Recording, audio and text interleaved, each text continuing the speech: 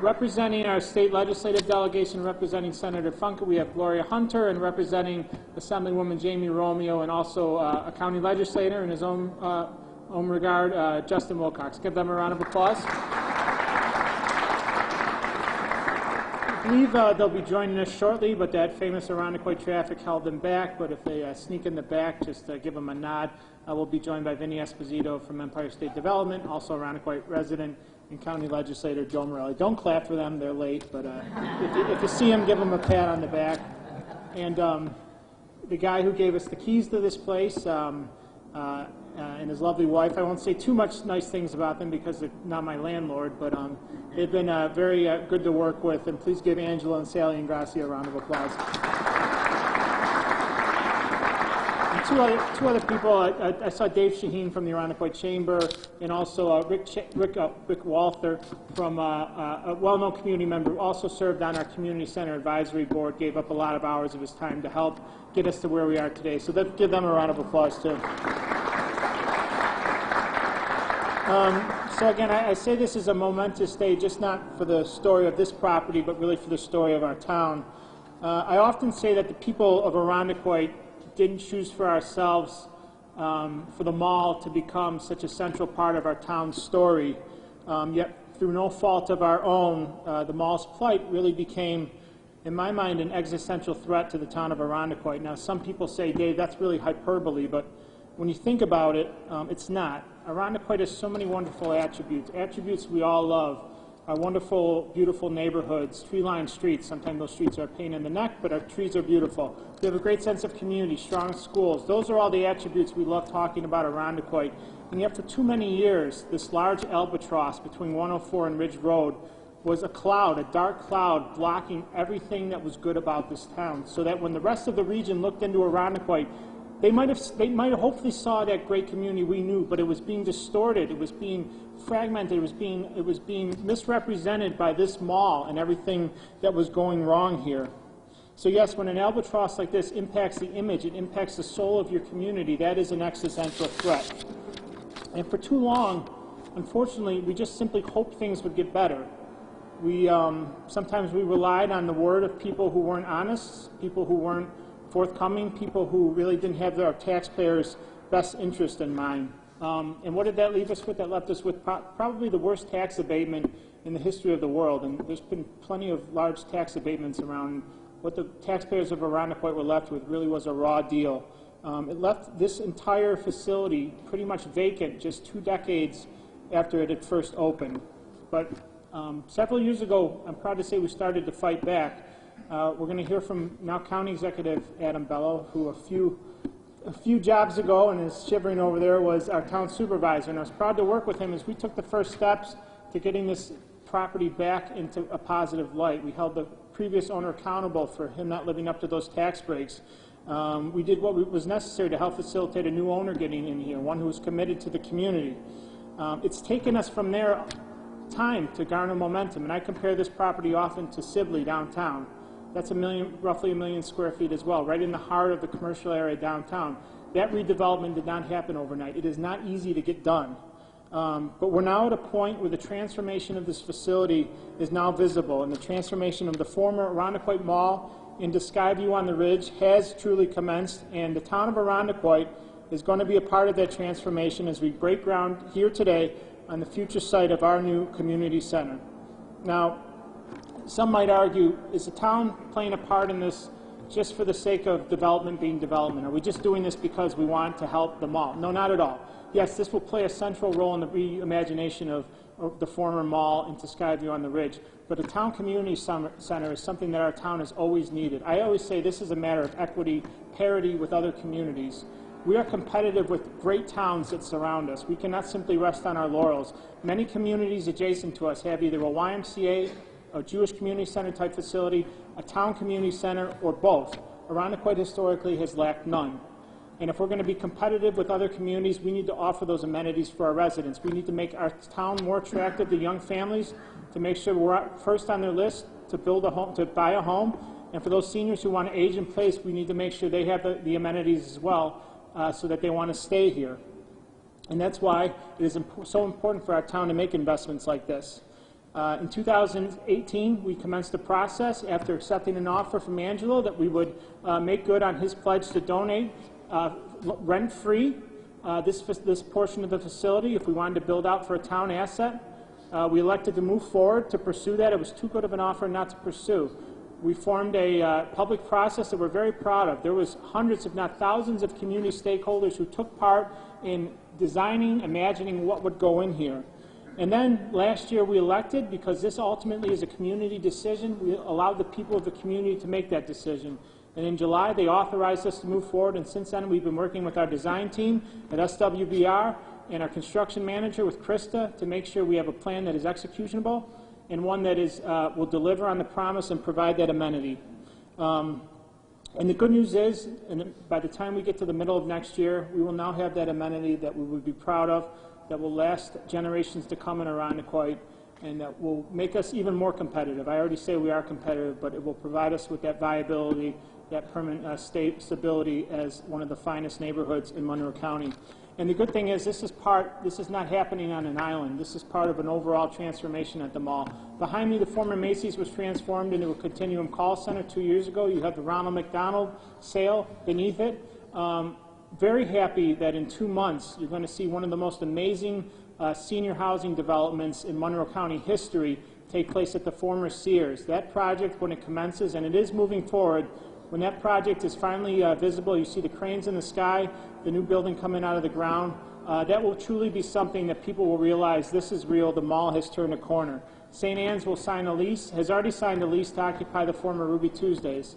So we still have a long way to go. We are still not at that point where someone driving along 104 looks to the north and sees something that was once dead and has come fully back to life. But what I can say is the lights are now on, and we need to continue that momentum to ensure they stay on and it only grows stronger. The people of Irondequoit are what makes that happen, and we couldn't do this without their support. We couldn't do this without our town council's support, and we couldn't do it without the support of the people here today. So I want to thank everyone for coming. This is truly a tremendous day for Irondequoit, one that we look back on, we'll be proud of, that we put the stake in the ground here, sustain a better future not only for our community, but for this facility which for so long represented such adversity and now is a symbol of so much progress and pride. And now I'd like to introduce someone who's been a very strong supporter of us, both as his time as a majority leader in the State Assembly and now as our member of Congress, the Honorable Representative of the House of Representatives, Joseph Morelli.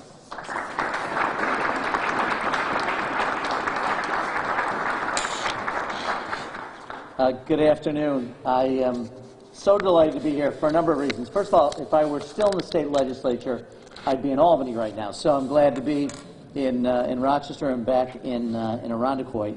And this is such an incredible day. So thanks for the invitation to be here.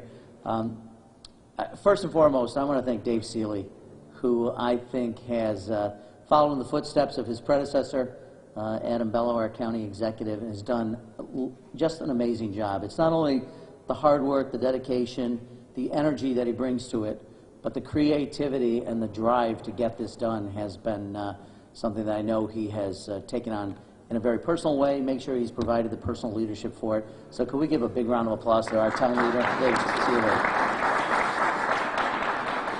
And this has been a project that we've worked together on for many years, since Adam was town supervisor and Dave was on town board, and of course John and Kimmy and Pete and now Katrina, which we're delighted to have on the town board.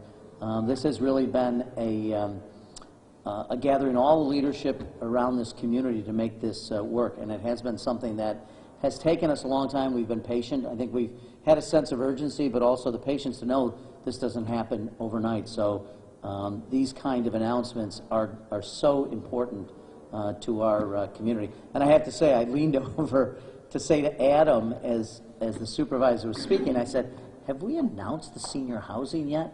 And he said, I'm not sure. And then Dave said, and we're having senior housing here. So apparently it has been announced. I wasn't sure, but it just talks about the vibrancy of this, a community center, senior housing, obviously the work that's being done. And I do want to also thank the Ingracias. I usually get to see them at LA Fitness in the morning. They are regulars there. I am not. But every time I'm there, they're there. So, but Angelo and Sally have done just such a great job in their commitment to this community and commitment to making sure this project is a success. we are so excited about. And as someone who has worked at the state level to secure funding, and when it came to the tax breaks, making sure that we succeeded in our efforts with people who, as David described, were less than honorable, and the state has been there every single step of the way, whether it's the housing or the funding for the community center. And as evidence of that, my longtime friend and somebody I'm just so appreciative of all her hard work, the Lieutenant Governor is here, and I think that is, talk about evidence that you have state support, and the state is fully behind this redevelopment. When the Lieutenant Governor shows up, that's a pretty good sign that the state of New York is really putting their muscle behind it. So, so Kathy, thank you for your extraordinary leadership and your commitment and your partnership. And I don't know how many Kathy Hokels there actually are, but when I look at her schedule, it can't be one person does all the things she does, but she's in Irondequoit a lot, and we're so grateful to her for that. And I also want to thank the county executive. I haven't had the chance to say County Executive Bello that often in public, so I'm really working it over and over and over again. But obviously, I think there are people around the county who are a little jealous of Irondequoit these days. Leadership on the town board, the county executive, the town supervisor. Yeah, okay. I wasn't going to mention that, but I think it does say something about the spirit, the resiliency, and the commitment of the leadership in this community to come together and make sure that our residents have every amenity. And you know, they tell me our zip codes are among the hottest zip codes anywhere in the country. And people are moving here, and people are looking here, and I love this this logo. You know, people have said for years, because it's the translation of the word Irondequoit, the old Seneca, Garundagut, where the land and waters meet. They thought that was our motto, but we are a town for a lifetime. That's our motto, and from the youngest to the very oldest, this is a place where people want to come, be a part of. Joseph, who is late, I'm embarrassed to say, but has arrived, but he grew up here, and Irondequoit has been our home. It will continue to be our home, and the evolution of this mall is really something extraordinary, and it has taken a lot of work, and it has been, I think at times, certainly what you'd call a labor of love, but a labor indeed to make it come together. But this is really a very, very proud day. So Angelo, Sally, thank you for your partnership. To Dave and the town board, thank you for all your extraordinary leadership and everybody involved. This is a wonderful day. So God bless and Godspeed.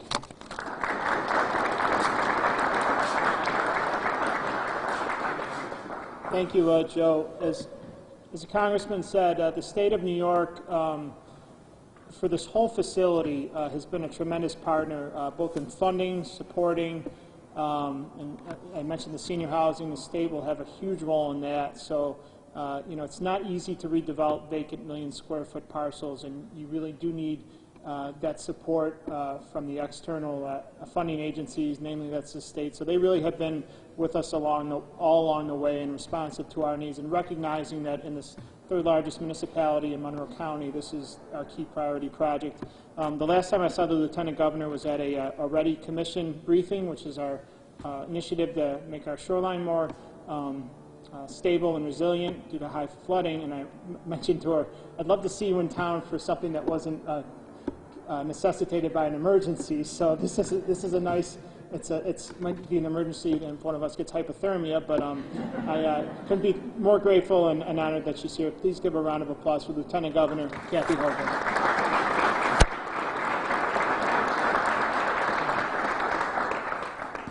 Thank you, Supervisor. I said I'd be back outside of the floodwaters, and here we are today. And I'm so proud to be here for many, many reasons, but also I know this is a $9.5 million project. The state is in for $2 million. Can I make a suggestion that we put the $2 million toward the heat right away? Okay, that's just one a special point of personal privilege here. But to Supervisor, they say 2020 vision. This is 2020 vision. And that means that people who look forward into the future for a long time, we finally reached the year of 2020, when our vision looking forward is very clear. And it started with bringing back something that in its prime was a place of gathering, the fountains, the trees, this county executive was describing the incredible crowds of people that came here on a cold day, a place where people just felt part of a community. And then we lost that. And somewhere along the way, we lost hope in a better future. But today, everyone in this room, and the people will be coming here to enjoy this as a beautiful community center, will realize that it was visionaries like our Congressman Joe Morelli, our County Executive Adam Bell, and our Supervisor Dave Seeley, as well as the board members, who thought there could be a better future for the citizens of this great community, and that day has arrived. I also am here because I have a special affinity toward towns like this. I served for 14 years on a community of about 50,000 people on the shores of one of the Great Lakes that used to flood all the time. And we had a big mall, and our mall is empty. So I also want to see what you're doing here, because similarly, the last Spink Acres, our Macy's in the town of Hamburg, left our McKinley Mall. And when the McKinley Mall came in, we thought, wow, this is a community that matters. We've got a big mall now. And I know the psychology that's associated with something like this. It's your identity. And when it's gone, it hurts to the core. But when it comes back, it's a great thing. And so I'm looking at this to be a model for what other communities can do, as in this time of everybody waiting at their doorstep for their package to arrive, and the retail is not going to be as strong as it was ever because people, I'm sorry, they're buying things on Amazon. But the reuse of this, and with the state support, and Vinny Esposito is here, and I want to thank you, Vinny, for being there for every significant project. Your influence continues to be felt to this day, and I want to thank you for all you do. Vinny Esposito, President of Empire State Development. But when we can bring families in here and let kids play basketball under the skylights and let them get some exercise and a healthier lifestyle, but a sense of community, in addition to the senior housing. I was just here last summer in July. It was a hot day. We did the groundbreaking, or not the groundbreaking was on a very cold day for the Durand housing. Remember how cold that day was before? Everything is related to weather up here. My recollections are, was I wearing a coat or not wearing a coat? But the beautiful senior housing we just opened in this community to tell people that your childhood that you spent here when you were over at Seabreeze and going on the rides and having perhaps your first date, if you want to live here in your older years, you now have a place to call home. So our continuation of this with senior housing, which was announced or unofficially announced, or maybe not such reporters announced, but it came out today, that we're going to do that in addition to. So it's this brilliant mixed use of a community gathering place, a community center, senior housing, office space, co-working space. It all comes together to say that 1 million square feet can come back to life. And Governor Cuomo and I are proud of what you've done here, proud of the leadership, and we're going to hold this out as a model to other communities all over New York about the possibilities of reimagining our malls, and it began right here in Irondequoit. So thank you very much. Thank you for having 2020 vision. Thank you.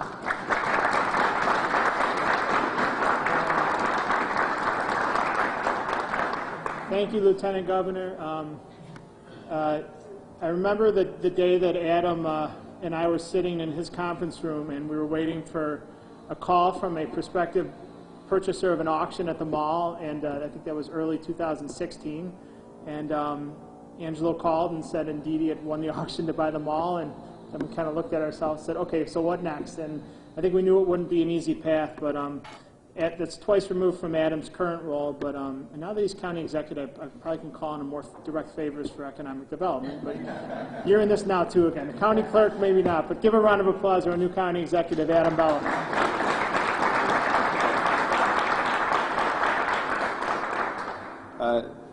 Thanks, Dave, and I just can't tell you how happy I am to be here today. We waited a long time for this day in the town of Irondequoit. When I was sitting here reflecting on what was about to happen here, it took me back to my first day as a town supervisor. So when I got sworn in, it was January 1st, 2016, I think it was, and 2014.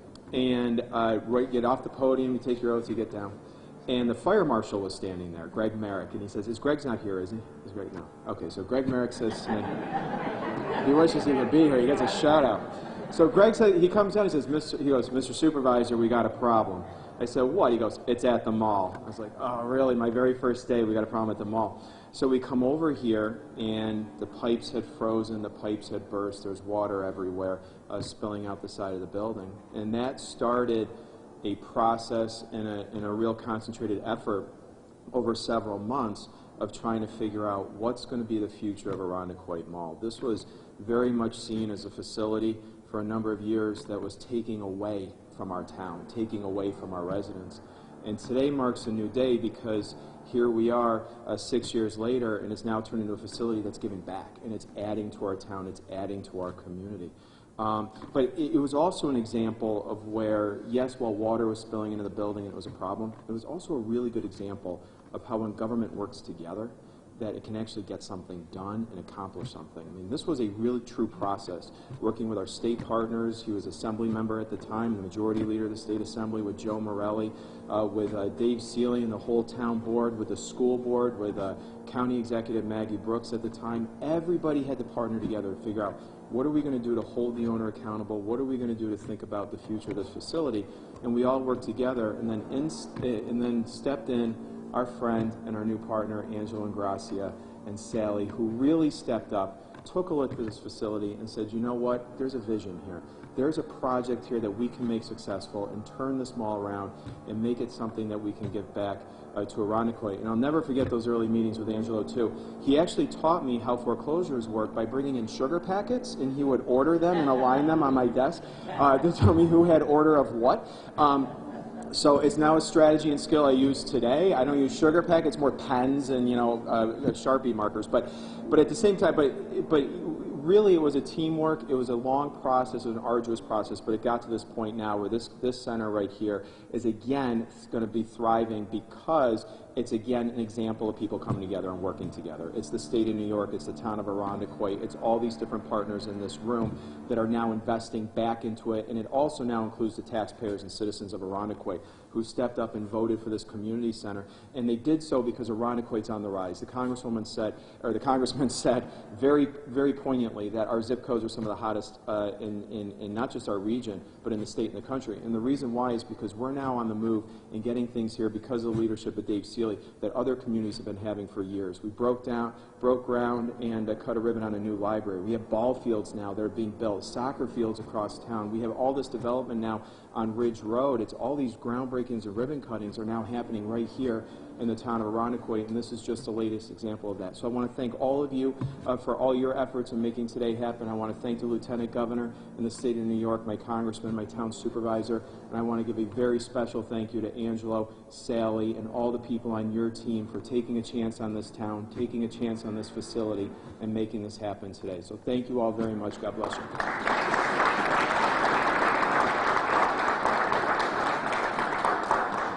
Okay, so that concludes our program. Relatively quick. You're welcome.